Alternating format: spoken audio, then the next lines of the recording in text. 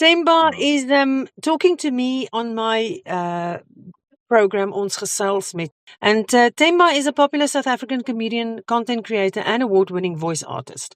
And you are celebrated for your brilliance and hyper-local satire. Now, one of my favorites is Mr. Nigel, and but you're best known, or not best known, but you're well known for your viral South African David Attenborough nature mockumentaries, and then the over suspicious Mr. Nigel, which I just love. Um, so you have transitioned from the corporate logistics desk in the Eastern Cape straight into full-time entertainment, Themba. Am I right? Yeah, there's a passage between there that it's very important to the journey, but also not very exciting. Yeah. Between the logistics and where I am now, yeah, Logistics spend a bit of time. and Yeah, logistics at its best is boring, except for those that do it.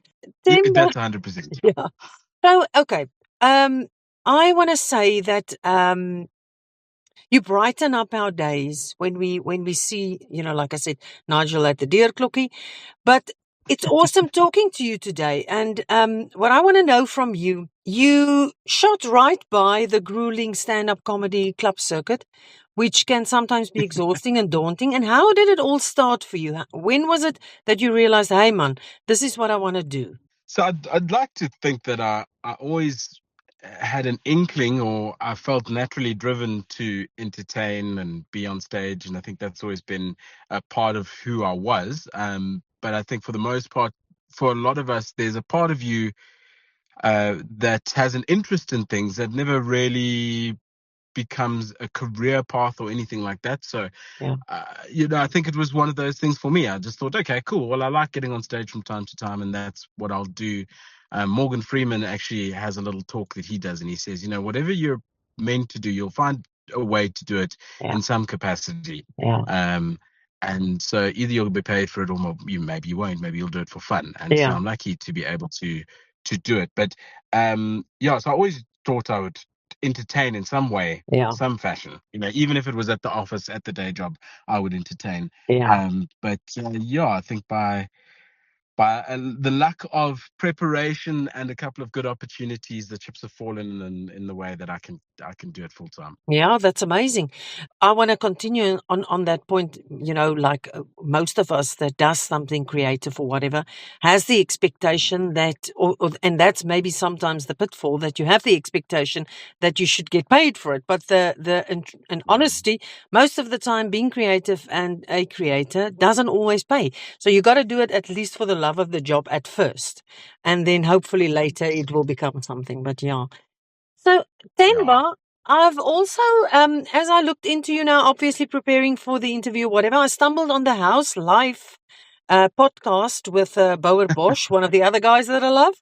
So Yeah. then in that podcast, you drop a little bit of the performer persona and you get real.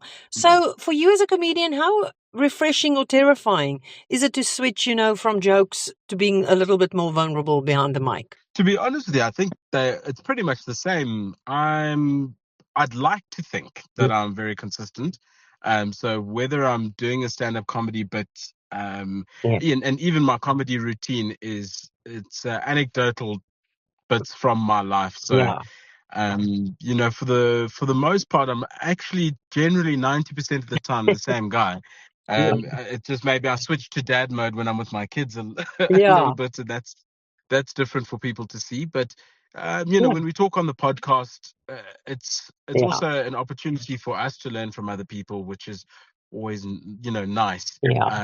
But yeah, I think consistently I try to be the same character, whether I'm on stage, whether I'm emceeing, and whether you see me on the street. There shouldn't ever be a skok to say, wow, he presents one way, but then he's this way when you meet him. So I beg to differ, maybe just with the exception of Nigel, because my hell, I can't think that you in any way or form like Nigel. But yeah, let's say that was the 10% you're talking about. So there we go.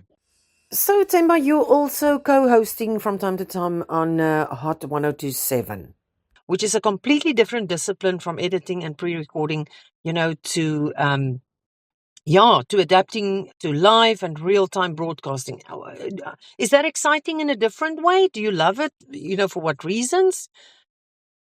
Yeah, so I must just say on the hot side. So I work very closely with the team. Simon and everybody invites me in quite often to O- come and talk a little bit of nonsense. Okay. So it's but also from the Eastern Cape. I was on Man-Made Radio for a short while, and that was quite interesting having to pre-plan a show and come up with the content and all of those elements. A lot of work. I think most people perceive radio as in you've got at 3 o'clock, you walk in at 10 to, you turn on the Yeah. microphone and start talking nonsense, No. and that's really not the case. So No. I really do enjoy the structure Yeah. of radio, and the fact that you can guide things in a particular way and come full circle by the end of Yeah.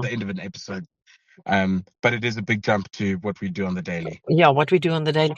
Hey, Ma, that's most the beauty of radio. You can go off script a little bit. So, talking about radio, I feel like, um, to me, community radio stations popping up, all over the country and whatever is a beautiful thing because it speaks to the Yeah, people of a certain area about things, in a certain area. And what yeah, do you feel the future of radio? And I mean, if I talk about radio, the first thing we think about is FM, switching on the car radio, switching on the little, box radio in the kombuis. But yeah. it's literally changed with the internet radio and all that. What do you foresee? Do you think it's going to grow and grow and grow, or do you think it's how do you feel about radio in the future? So I think the first thing I'd say is if you look at humans in general, we move in circular patterns. Things that weren't cool 30 years ago are Yeah, suddenly cool again, yeah, and they will go out. So we go through these yeah, patterns that are circular. I'll also say, uh, I think it's a very cool thing that you mentioned there is that everybody thinks radio is an FM, yeah, and maybe the difference there is, or maybe an indicator for the future of radio, is the number of people who are producing podcasts now. Podcasts are being yeah, huge, they're huge globally. yeah, So just to sort of be a positive voice for non-visual communication and entertainment, yeah, podcasts are a great example of where um, audio entertainment can go. yeah, And then as far as community radio stations, I love we've got a couple up here in Gauteng, and it's great to hear things that are pertinent to your neighborhood or your area. right. You're not listening to traffic reports Yeah, for Gululis that you'll never, it'll e- never affect you, kind of thing. exactly. Yeah. So maybe So we got to come up with a new word, kind of like a potgoed radio or something yes. like that, but something that just Yeah. makes that shift. But anyway, yeah, that's like I said, it's an off-script one. But one thing I'll add there also though is that I think a lot of us, a lot of the South Africans who stay in the suburbs and maybe the bigger cities, Yeah, we forget that more than half of the country yeah, doesn't have yeah, television and internet access and that right. sort of thing. A large portion of the population still, radio is their go-to. As So they go to, I yeah. don't think it's going anywhere. Yeah. They are. That's amazing. Anyway, so, Themba, maybe one of the last questions. South African comedy relies heavily on very specific local nuances, slang, and shared social Mm. struggles. So, have you found that international audiences easily connect with your style, or do you have to actively, filter out local references for global crowds? It's kind of like self-explanatory, but yeah, let's go at it anyway. No, so again, I'm a sucker for a good quote or a good Yeah, a good statement. And someone said the other day, South Africa's greatest export is our people, yeah, because we export South Africans to all parts of the world where people from little dorps go and live big dreams in Netherlands and UK and Australia. So there's all over the world, there's these little international communities of people who haven't left South Africa because yeah, they don't like it. They've left because they're pursuing opportunities. yeah, I've got two younger brothers who have done the same, yeah, and they'd love to come back here. So as a comedian, we actually it's the best time to be able to go and take a tour, because we've got homesick South Africans who Yeah. can't wait to see something that reminds them. And I think that's the same as the skits that we make. Yeah. I often meet South Africans who are here on a holiday, and they say, I'm in the UK, and we all like seeing your stuff. And then they become a gateway Yeah. to showing the rest of the world. So yeah, we're really very lucky, but it's not so much the international market, but the number of South Africans abroad who want a little flavor of home. Yeah, and appreciates it. So Yeah. now, voiceover work, you are also an accomplished voice artist who frequently works behind the microphone. So what is a hidden trick to making a script sound natural when, you only have your vocal cords and no facial expressions or whatever? Yeah, that part of your life, how do you enjoy that? It's body language. Yeah, So it's all a body language thing. If you're slumped over and you're trying to make something sound exciting, it won't sound exciting. yeah, And I think a lot of people don't realize the power of posture and body yeah, language. So for me, I personally, I've put up a couple of videos before. I look like a crazy person yeah, because I envision, if I'm supposed to be having a conversational voiceover, I envision that I'm talking to a crowd. right, If I'm a creepy character, I might even stand there hunched over to try and get my whole body to commit to stuff. So right, that's it.